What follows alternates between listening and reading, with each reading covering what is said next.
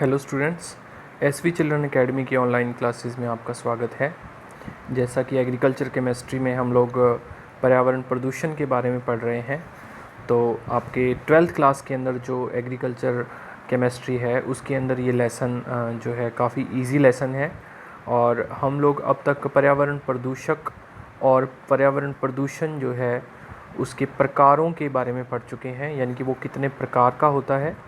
और स्पेसिफ़िक रूप से हम लोग जल प्रदूषण के बारे में पढ़ रहे हैं। और जल प्रदूषण के अंदर आज हम पढ़ेंगे प्रदूषकों के बारे में। जैसे कि हमने जैविक और अजैविक प्रदूषक पढ़ लिए थे, तो अजैविक प्रदूषक जो है वो कौन से हैं उनके बारे में आज के वीडियो में हम बात करेंगे। देखिए, सबसे पहला इसके अंदर आता है भारी और सूक्ष्म धातु।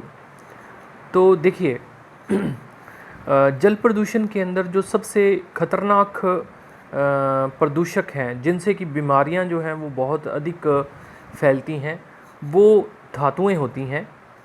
और इन धातुओं के अंदर सूक्ष्म और भारी दोनों ही प्रकार की धातुएं सम्मिलित हैं।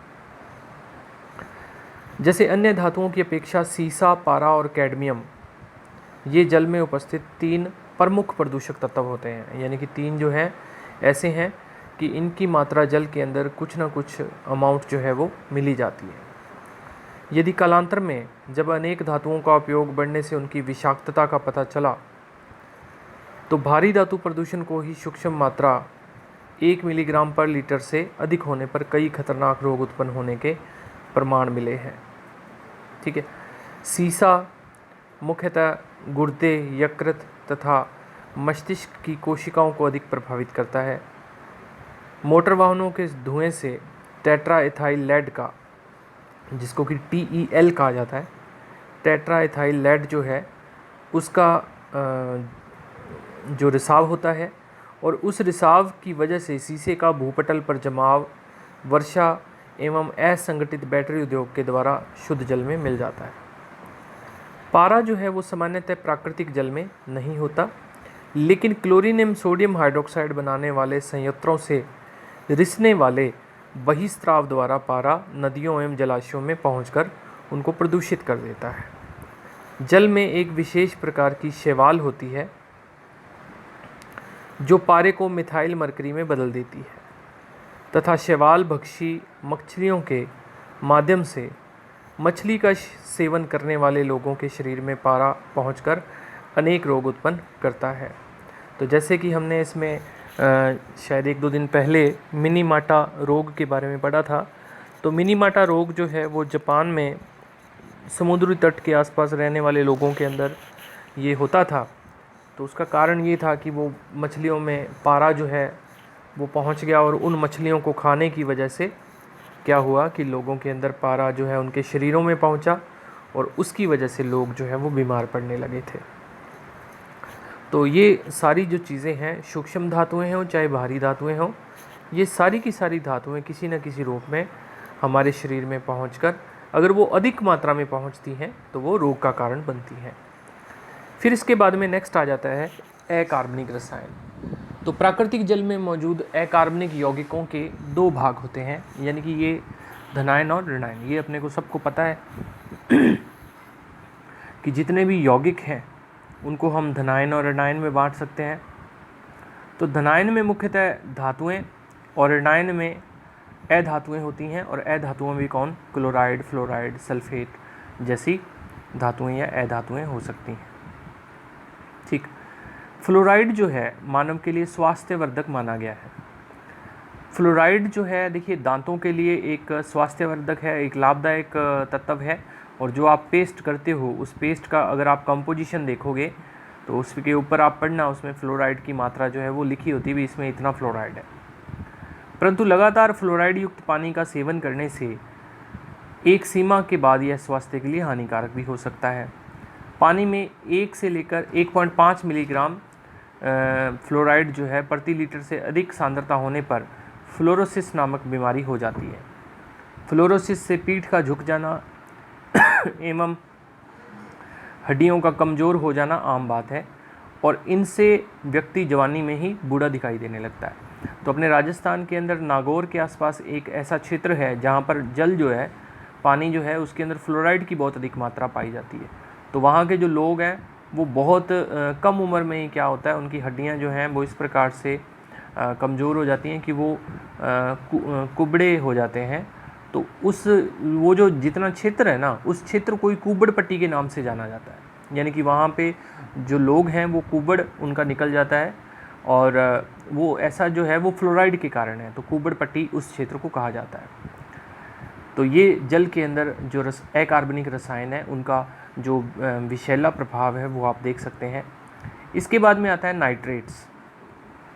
तो नाइट्रेट्स में आप देखिए कि पौधों के लिए तो ये लाभदायक होता ही है। पिछले कई लेसन के अंदर हम नाइट्रेट्स के बारे में पढ़ के आए हैं। नाइट्रेट्स स्थिरीकारक जीवाणुओं के बारे में पढ़ के आए हैं, तथा यह अल्प मात्रा में जल में भी पाया जाता है।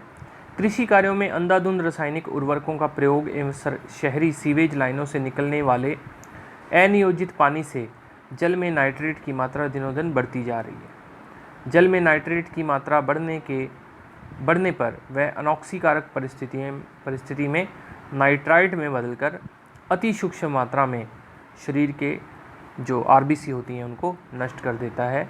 तो नाइट्रेट्स जो हैं ये बहुत ही विषैला प्रभाव है कि अगर ये शरीर के अंदर आरबीसी को नष्ट करते हैं तो हमारे शरीर में रक्त की कमी होने लगती है, जिससे कि ब्लड कैंसर जैसी एक खतरनाक बीमारी जो है वो हो जाती है।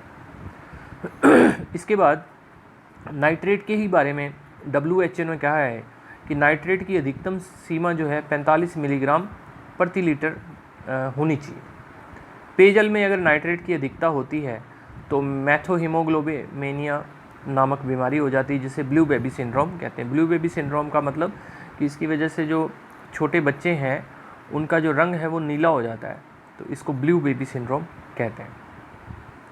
नाइट्रेट पाचन के दौरान कार्बनिक पदार्थों से क्रिया करके नाइट्रोसामीन नामक कैंसरकारी रसायन बनाते हैं। तो इस प्रकार से नाइट्रेट जो है वो कैंसरकारी रसायन है, और ये अगर अधिक मात्रा में इसको ग्रहण किया जाए तो ये हमारे लिए खतरनाक साबित होगा। फिर इसके बाद आता है कार्बनिक रसायन। तो कार्बनिक रसायन का मतलब ये है कि ऐसे रासायनिक पदार्थ जो कि कार्बन युक्त हों और जो कार्बन से बने हों। इसके अंदर यह सूक्ष्म धातुओं की अपेक्षा अधिक हानिकारक होते हैं। कार्बनिक रसायन जल में अघुलनशील जबकि वसा में घुलनशील होते हैं। इसी कारण ऐसे रासायनिक पदार्थ अल्प मात्रा में शारीरिक उपापचयन क्रिया के पश्चात में ही वसा तंतुओं में एकत्र होते हैं। जल में अघुलनशील DDT समुद्री मछलियों के तंतुओं में भी पाया जाता है, जो अंततोगत्वा मछलियों के सेवन से मानव के शरीर में पहुंच जाता है। ठीक है, तो इस प्रकार से जो DDT है इसका विषैला प्रभाव तो मैं ऑलरेडी पहले आपको बहुत बार बता चुका हूँ। इसकी संरचना भी हमने पढ़ी थी। तो ये सारे के सारे कार्बनिक यौगिक हैं जो कि विषैला प्रभाव उत्पन्न करते हैं। फिर इसके बाद में आता है तलछट। तलछट का मतलब होता है सेडिमेंट। सेडिमेंट मतलब कि जो ऐसे पदार्थ जो कि कोई तालाब हो या कोई जलीय स्रोत है उसके पैंदे में बैठ जाते हैं वो। तो देखिए, तलछट मृदा में अघुलनशील अज्ञात सूक्ष्माणुओं का मिश्रण होता है जो मृदा अपर्दन से जल स्रोतों में प्रवेश कर जाता है। वास्तव में सतही जल प्रदूषण के व्यापक प्रदूषक तत्व तलछट होते हैं। वैज्ञानिकों द्वारा यह निष्कर्ष निकाला गया है कि प्राकृतिक जल में पहुंचने वाले निलंबित कणों का घनत्व स्राव के घनत्व से लगभग 700 गुना अधिक है। क्षेत्र विशेष में होने वाली कृषि क्रियाएं, भवन निर्माण एवं खनन संबंधी गतिविधियां मृदा अपर्दन को अधिक प्रभावित करती हैं, जिससे सूक्ष्म तत्व पानी में पहुंचकर तलछट के रूप में जमा होते रहते हैं। ठीक है, तो ये तलछट के बारे में हमें बता दिया इसने। फिर इसके बाद में रेडियो सक्रिय तत्व। तो रेडियो एक्टिव एलिमेंट जो हैं वो चाहे कहीं भी हों, चाहे वो हवा में हो, चाहे वो जल में हो, चाहे मृदा में, वो हमेशा ही हमारे लिए क्या होंगे, नुकसानदायक ही होते हैं।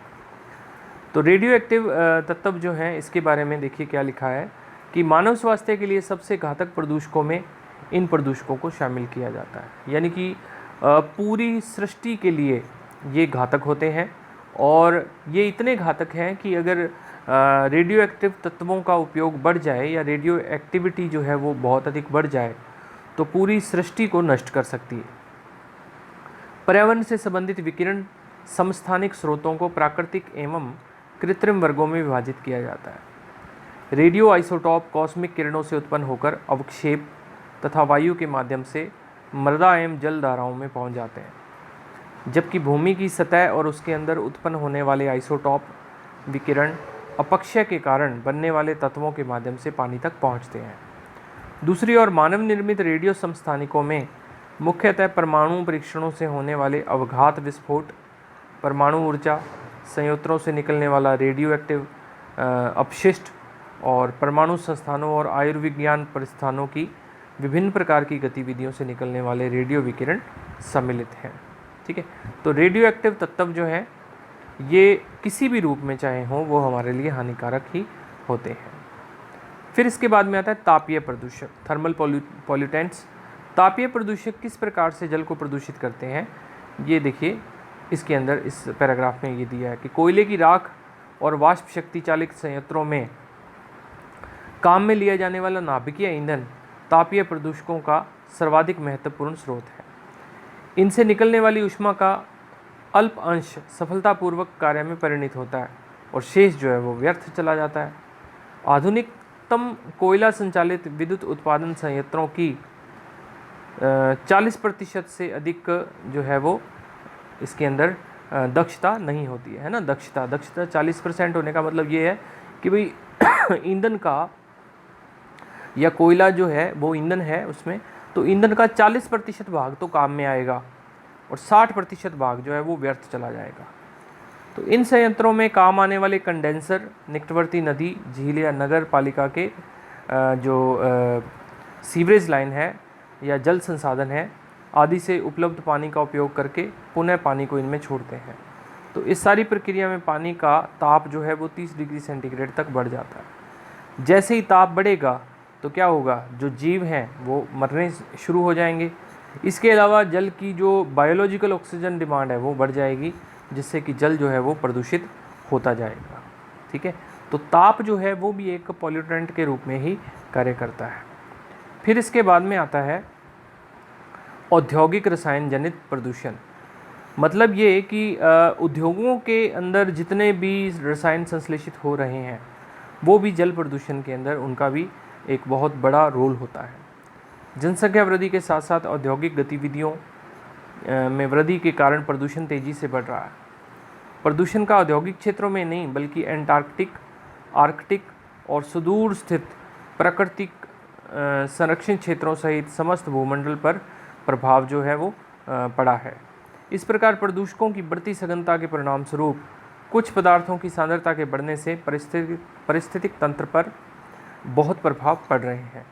1,10,00,000 ज्ञात रसायनों में लगभग 60,000 से 70,000 रसायन नियमित प्रयोग में जो है वो विषाक्त बनाने वाले प्रभाव जो है वो छोड़ते हैं। फिर भी कुछ ऐसे मामले भी सामने आए जिनसे सिद्ध होता है कि भारी धातु, उपधातु, कीटनाशक, कपड़े धोने वाले साबुन, डिटर्जेंट, गंध, पॉलीक्लोरीन युक्त यौगिक, अग्निशामक रसायन जल स्रोतों से मिलकर उनको विषाक्त करते हैं। तो ये इनके बारे में कुछ जल प्रदूषकों के बारे में हमने बात करी। अभी और बहुत सारे जल प्रदूषक बाकी हैं जिनको कि हम नेक्स्ट वीडियो के अंदर सीखेंगे, और जितने आज हमने पढ़े हैं इनको आप लोग ध्यान से पढ़ के और इनको क्या करोगे आप, इनकी हेडिंग्स साथ साथ लिखते जाना और उसके आगे एग्जाम्पल लिखते जाना। ठीक है, डिटेल लिखने की ज़रूरत नहीं है क्योंकि वो तो अपने को डिटेल जो है हम लोग खुद लिख सकते हैं। तो इसलिए आप इनके एग्जाम्पल ज़रूर याद रखेंगे कि कौन सा जो प्रदूषक है उसकी वजह से कौन सा प्रदूषण होता है। Thank you.